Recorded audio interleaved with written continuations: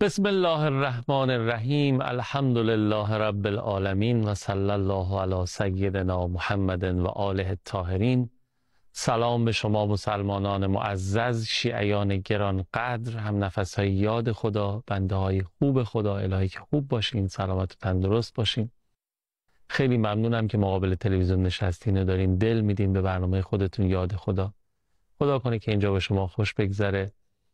اون لحظه که تیتراژ پایانی برنامه یاد خدا پخش میشه شما حالتون بهتر از قبل شده باشه و دست پر از این برنامه تشریف ببرید. با این امید و آرزو از شما دعوت میکنم تا پایان با ما همراه باشید. بفرمایید. خواهش میکنم.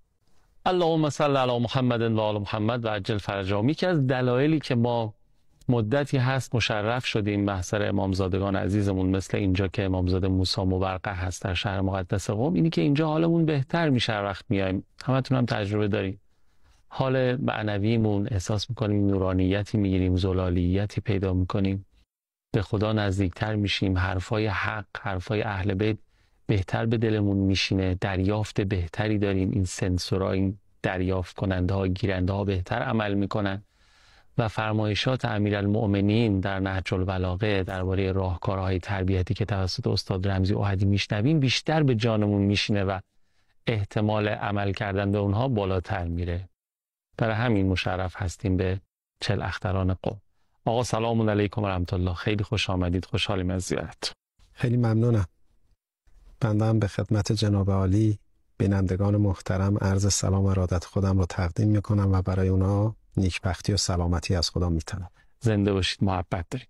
خب ما عرضم به حضور شما که هفته گذشته راهکارهای تربیتی رو در دوران بارداری مادر شما فرمودین و استفاده کردیم. نکاتی هم بود که منم تا حالا نشنیده بودم خیلیاش رو و در ادامه در خدمت شما هستیم. احتمالاً مراحل بعدی رو بخواید تبیین بفرمایید.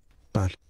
مولا امیرالمؤمنین علی علیه السلام، جناب آقای قوامی و ائمه‌مون صلوات الله علیهم اجمعین یک حجمی از احادیث تربیتی، روانشناسی، روانشناختی، درونبینی در اختیار ما گذاشتن که یک لطافت‌های عمیق در این حال یک افق‌های بلندی رو در مقابل چشم ما باز می‌کنه.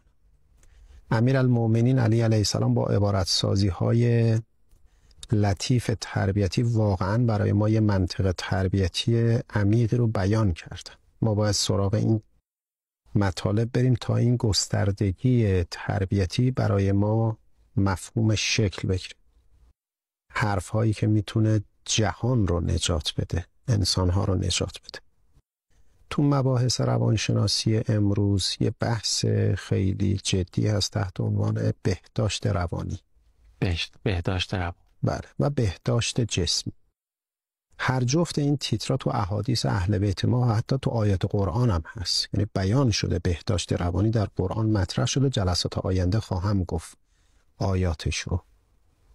اینا عمدن اشاره میکنم که دوستان بیننده ممکنه بعضی از اون دوستان ندونن که این بحث ها تو قرآن هم حتی مطرح شده. ائمه ما هم که تو سخنانشون هست. وقتی ما حیات یک کودک رو داریم بحث میکنیم، این حیات به دو بخش تقسیم میشه: حیات جسمی، حیات روحی. تو بخش حیات روحی اون بهداشت روانی به درد میخوره و باعثی اطلاعات ما کامل بشه. تو بخش جسم هم، تو حیات جسمی کودک هم باعثی به بهداشت جسمی بپردازیم. سلامت جسم و روح. بله. یکی از اون نیازمندی هایی که امام علی علیه السلام با رفتارشون به ما نشون دادن، توی یه رفتار حضرت کلی درس تربیتی و روانشناسی به ما یاد دادن. یعنی هم حیات جسمی رو برای ما تبیین کردن، هم حیات روحی، هم بهداشت جسمی، هم بهداشت روانی. حالا من این نکته را عرض میکنم که امیرالمؤمنین رفتارهاشون همین جوریه، گفتارهاشون همین جوریه، ابعاد داره از زاویه‌های مختلف نکات جدیدی از توش در میاد. حالا بریم سراغ اون استشهادی که من میخوام بکنم در ارتباط با کودک. امام علی علیه السلام یه وقتی با یه خانومی مواجه شدن که 2 بچه یتیم دنبالشون بودن. حضرت رفتن بار این خانوم رو کشیدن بردن منزل، بعد رفتن برای این خانواده که پدر نداشتن آذوقه آوردن. داستان رو دوستان شنیدن. بندم در کتاب 1001 داستان از زندگی امام علی علیه السلام تو فصل 4 این داستان رو آوردم. حضرت امیر صلوات الله علیه اونجا یه گفتگویی با اون مادر دارن. حضرت شروع میکنه، حالا من گفتگوها چون خودشم بازی بحث روانشناسی داره رو نمیپردازم بهش. تو کتابتون واقعا 1001 داستان هست؟ بله. به همین تعداد؟ بله داستان‌های یه صفحه‌ای، نیم صفحه‌ای، 1001 داستان از زندگی امام علی علیه السلام. خیلی خوب. بله، تو فصل 4 این داستان رو من آوردم. حضرت با این خانومی که شوهرشون از دست داده بودن یه گفتگوهایی دارن. من اونو اگر بخوام بهش بپردازم از غرض اصلی این برنامه خارج میشم. یعنی اونم اگر دوستانی که تحصیلات روانشناسی دارن با اون داستان با زاویه ذهنی روانشناسان نگاه کنن کلی مطلب گیرشون میاد. گفتگوی امام علی با اون مادره. اما من میخوام برم سراغ بچه‌ها، چون بحث امروز ما بازی بچه‌هاست. چون برای سلامت جسم و سلامت روان بچه تو بخش بهداشت جسم و بهداشت روان لازمه. حضرت امیر صلوات الله علیه میرن سراغ بازی با بچه‌ها. بچه‌ها رو کول حضرت سوار میشن. حضرت 4 دست و پا را قنبر میگه که من دیدم حضرت یه صداهایی هم در میاره تا این بچه‌ها بخند. عجب. قه میخندیدن این بچه. بعد قنبر میگه وقتی که اومدم بیرون امام علی از بچه‌ها جدا شد و رفتیم تو خیابون که میرفتیم به امام علی عرض کردم آقا شما برای این بچه‌ها غذا بردید دیگه، چه ضرورتی داشت شما امیرالمؤمنینی 4 دست و پا بشی بچه‌ها رو کولت سوار شن؟ بعدم تازه اون صداها دیگه آخه چی بود؟ حضرت اینجا اشاره میکنم به بحث بهداشت جسمی و بهداشت روانی. فرمودن آذوقه رو بردم که خب شکمشون سیر بشه، اما دیدم بچه‌ها غمگینن، برای شادی بچه‌ها من این بازی رو انجام دادم. الهی. اینجا بحث بازی درمانی باز میشه. ما انواع بازی کودکانه داریم. حضرت اینجا داره بازی درمانی رو به ما یاد میده. دوستانی که روانشناسان میدونن بنده دارم چی میگم و چقدر این مبحث بازی درمانی بحث مفصلیه تو روانشناسی. ببینید امام علی داره به اون موقع حضرت فرمودن من دیدم بچه‌ها غمگینن. حالا من اسمای خارجیشو نمیخوام ببرم که یه بچه مبتلا به سوگ شده، پدر از دست داده، تو روانشناسی غرب چی میگن، چه عنوانی داره و باید چه کار کرد و چه بازی کرد. حضرت داره دقیقاً اینا رو انجام میده. حضرت در پاسخ به قنبر فرمودن من دیدم اینا غرق غمن، خواستم از این نقطه منتقلشون کنم تو مرحله شادی. آقا وقتی شما بچه رو میبرید بیرون بازی میکنه، یه وقت بازی برای تفریحه، میخوای سرش گرم شه، وقتش بگذره. اما شما وقتی میخوای یک هدفی رو داری، یه جابجایی رو میخوای انجام بدی، میخوای یه موضوع رو انتقال بدی، دیگه میره تو بحث بازی درمانی. حضرت داره این تکنیک رو به ما منتقل میکنه. بعد بعضیا میگن آقا ما تو اسلام روایت ها و احادیث پزشکی داریم، روانشناسی داریم. حضرت اینجا دارن به ما به قنبر گفتن من دیدم اینا غمگینن، یعنی که تو پدر خونه ای، آقایی که پدر خونه ای، اگه دیدید بچت غرق غمه، هر دانشگاه مدرسه اومده بچه ناراحته، توپو تشر نرو، حالا از مدرسه اومدی غماتو برای ما آوردی، حضرت میفرمان برو غمو از دلش بردار. تو این صحنه داره این مفهوم رو به ما منتقل میکنه. حضرت نگو ولش کن اینا غمگینن که غمگینن، به من چه، من خودم اینقدر قصه دارم. بعضی از پدرها اینجوری نگاه میکنن به زن و بچه‌شون، آقا ول کن من از سر کار اومدم خستم، حالا برم اینم اتاقم، تو اتاق دخترم برای چی ناراحته، پسرم چرا. تازه بعضی از پدرها بعضیا توپم تشرم میرن، آقا چیه غم و غصه. بابا خب برو یه لطافت رفتاری رو به امام علی علیه السلام نگاه کنید چجوری داره برخورد میکنه. تو آینه‌ای که امیرالمومنین مقابل شما هست خودتون رو با او تنظیم کنید. الان ما اگر تو خیابون ببینیم یه کسی نشسته داره گریه میکنه، یه مشکلی داره، امام علی علیه السلام میگه تو به اون مشکل توجه داشته باش، همینجوری سرتون انداز پایین برو. لذا تو کوچه پس کوچه های کوفه دیدن یه بچه نگران گریه میکنه، شنیدید نمیدونم یا نه. حضرت عیسی گفتن دخترم برای چی گریه میکنه؟ آقا من پولمو گم کردم. حضرت داره به ما یاد میده آقا با دختر چجوری برخورد کن، با دختر بچه چجوری برخورد کن، تو خیابون، تو معاشرت اجتماعی لطافت رفتاری داشته باش. اگر دیگه یه کسی غم زده است، غمشو گرهشو باز کن، نگو به من چه ولش کن، من خودم گرفتارم، رد شو. اینا همه درس‌های تربیتیه.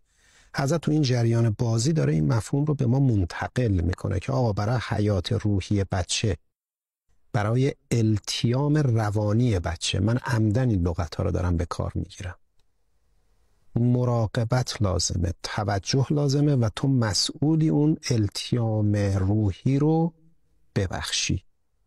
تسکین روحی باید بدی. خانومت غرق غمه، کمکش کن. خانم آقا غرق در غم قصه است، کمکش کن. با جملات زیبا، با رفتار درست، دستگیری روحی بکن. او رو از این مرحله خارجش کن. خود این یه نوع عبادته. چرا عبادته؟ چون امیر مؤمنانه، کار بیهوده که نعوذ بالله انجام نمیده. آقا الان بنده خدا هم که داره میشنوه میگه آقا من زندگی سخت، 2 شیفت کار میکنم، صبح تا عصر میرم توی این تاکسی های تلفنی و نمیدونم اینترنتی و اینا. شما واقعا من توقع داری حالا من برم گره اونو باز کنم، غم اونو برطرف کنم؟ اون الان باید بیاد مثلا؟ توقع عکسشو داره. خب آخه ستون و بار این خونه به دوش پدر و مادره و تو خونه روابط والدین با فرزندان چی مستحکم میکنه؟ همین توجهات عاطفی. حضرت داره اینو به ما یاد میده. آقا سوال، چرا بعضی از خانواده‌ها استحکام عاطفی بینشون نیست؟ چون رابطه عاطفی بینشون نیست. بله این آقا از سر کار اومده خسته است، اما خستگی رو باید بگذاره پشت ده. امیرالمومنین علیه السلام این مفاهیم رو داره به ما منتقل میکنه. مگه خود ایشون مشکلات نداشتن؟ مگه در زمانی که حاکم بودن 10 مشکل داشت؟ بله. چند تا جنگ درگیر بودن در زمان حکومتشون. مشکلات و کارهای ما با ایشون قابل قیاس نیست.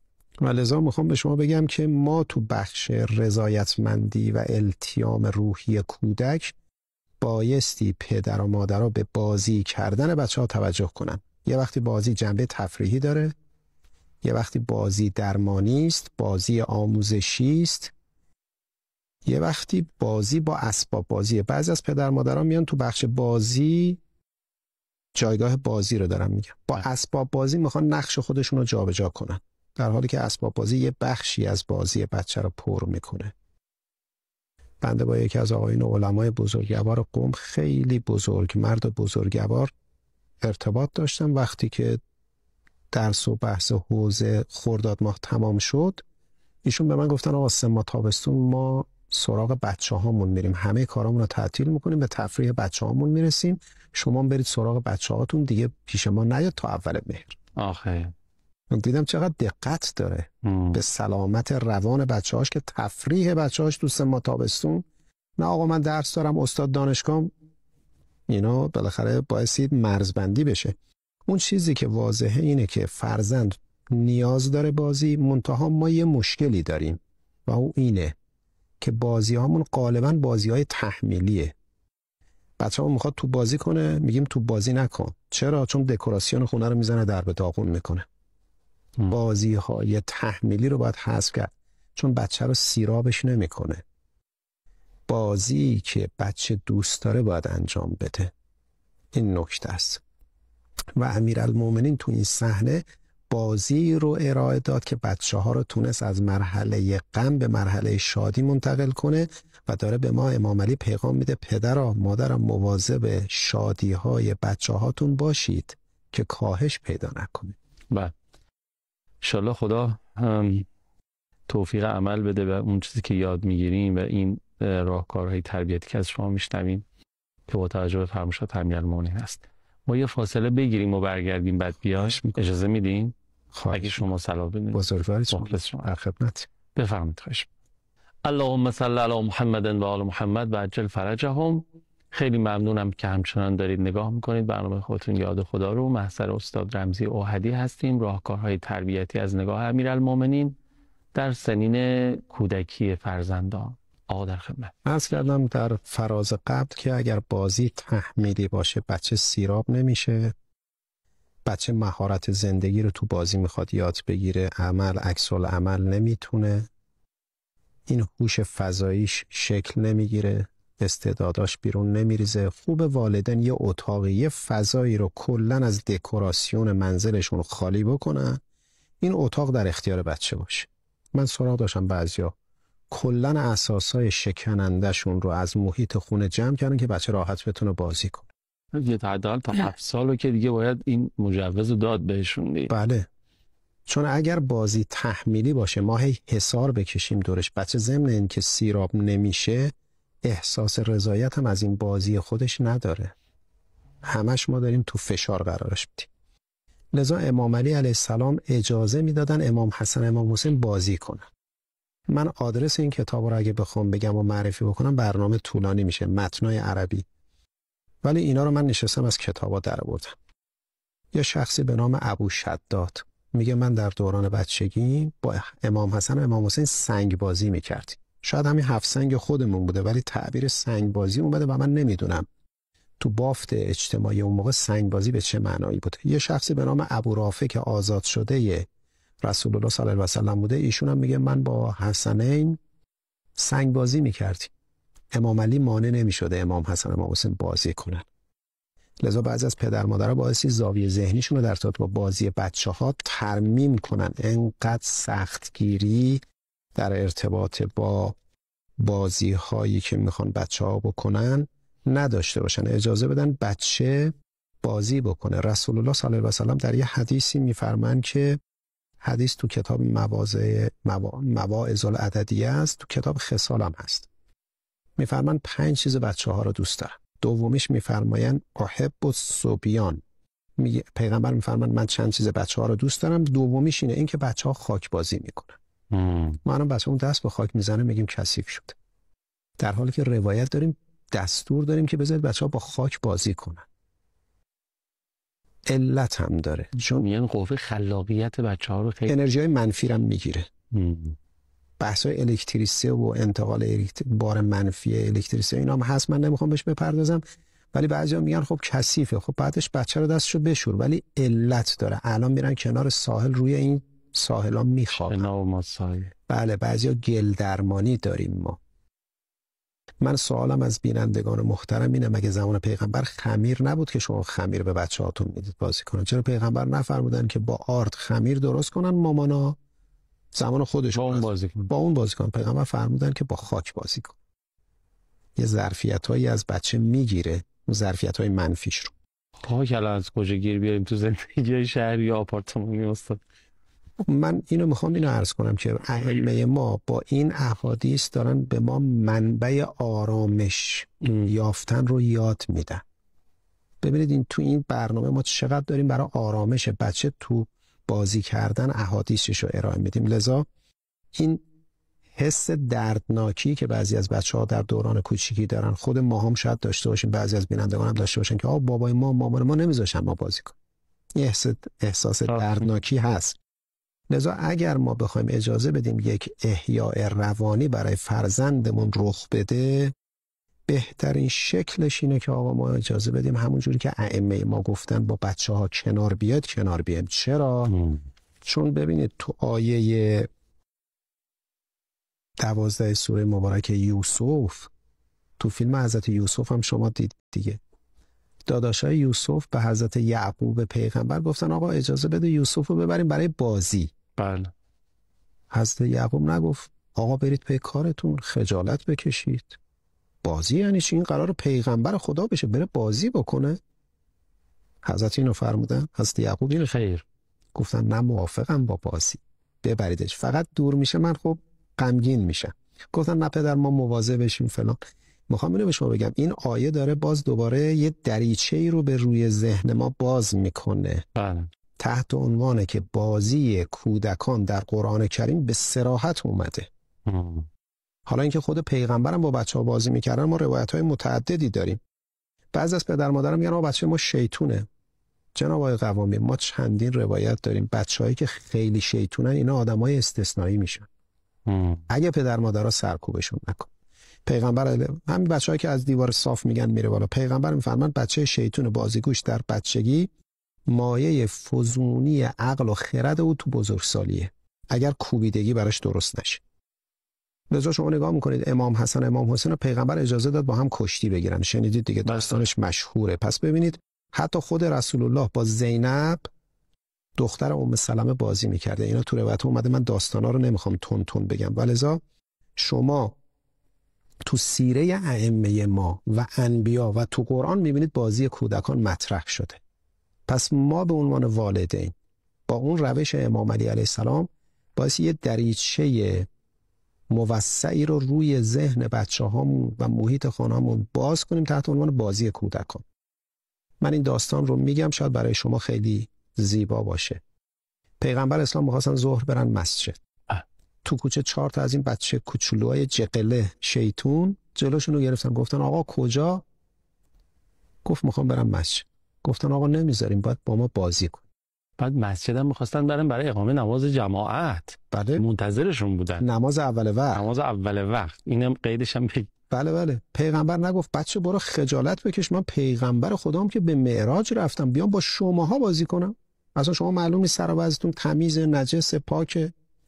پیغمبر اینو نفهمیدن، گفتن چه بازی بکنی. بعدم نگفتن او این همه آدم منتظر منن تو مسجد، من نمیتونم که. بله اینا خیلی حرفا، خیلی حرکت. ما یه نفر یه جا منتظرمون باشه میگیم شرمنده، مثلا میگیم خب منتظر پیغمبرم بیاد نماز جماعت بخونه. آخه خیلی مهمه. لذا پیغمبر ترجیح داد. همون دیگه. پیغمبر فهمید چه بازی بکنیم. نگو اون بازی که من میگم. بله. بازی تحمیلی نه. قرآن میفرماد پیغمبر اسوه سا. بله. فقط کان لکم فی رسول. پیغمبر فهمید چه بازی، گفتن آقا شطور ما شو. پیغمبر گفت نگفت بابا خجالت بکشید من لباسم خاکی میشه، آقا من پیغمبر خودم تو کوچه. پیغمبر 4 دست و پا شدن، اینا پریدن رو کول رسول الله صلی الله علیه و سلم. اهالی مسجد دیدن پیغمبر نیامده، گفتن بلال برو ببین پیغمبر چرا نیامده. بلال اومد دید بله این بچه‌ها ریختن رو کول پیغمبر و پیغمبرم ناراحت نیست و داره بازی میکنه و حالا مثلا بنده باشم میگم آقا نماز اول وقتم. آقا پیغمبر خودش نماز اول وقت سر جاش محفوظه، ولی ببینید اون لطافت رفتاری پیغمبر خیلی مهمه. بعد پیغمبر اینجا یه تکنیکی به کار برد، گفتن آقا بلال گفت آقا تو مسجد منتظر شما. پیغمبر فرمودن برو از منزل ما یه مقدار گردو بیار. حتی پیغمبر به بچه‌ها نگفت خب بچه‌ها دیگه کات بسه تمام برید پی کارتون دیگه، زیاد پررو نشید. این تعابیر. حالا اگه کسی هم بود خیلی دیگه هم کارش درست بود با اینه یه ذره بازی میکرد، بعد میگه خود دیگه حالا دیگه بسه بیایم پایین خدافظ. ولی نه، اونم با یه مراسم و یه چیزی باید خدافظی. جناب قوامی، ما در روانشناسی دینی احادیث آیات قرآن عمدن دارم میگم که بینندگان این زاویه ذهنی تو ذهن مبارکشون باز بشه و در سیره ائمه یه تیتری داریم تحت عنوان ایجاد انحراف ذهنی. شما میخواید بچه رو از یه موضوع رو یه موضوع دیگه ببرید. پیغمبر اینجا انحراف ذهن ایجاد کرد، گفت بلال برو یه ذره گردو برده بیا. گردو آورد. پیغمبر فرمودن بچه‌ها این شترتون رو میفروشید؟ گفتن آره یا رسول الله. گفت به چی؟ گفت به اون گردوها. پیغمبر گردوها رو داد به بچه‌ها گفت خداحافظ من رفتم. بلال با این گردوها رو بهشون بده منو از اینا بخر. بله این جالبه. خیلی لطیف عمل کرد، خیلی لطیف هم جدا شد. آره یعنی راضی شد. بچه‌ها گردوها رو گرفتن، حالا برو. بله میخوام به شما بگم که ببینید بازی کودکان مهمه برای سلامت روانشون و سلامت جسمشون. خیلی خوب بود، دست شما در نکنه، مثل همیشه استفاده کردیم و حظ بردیم. اوامر ندارین؟ سلامتی وجودت. محبت دارین.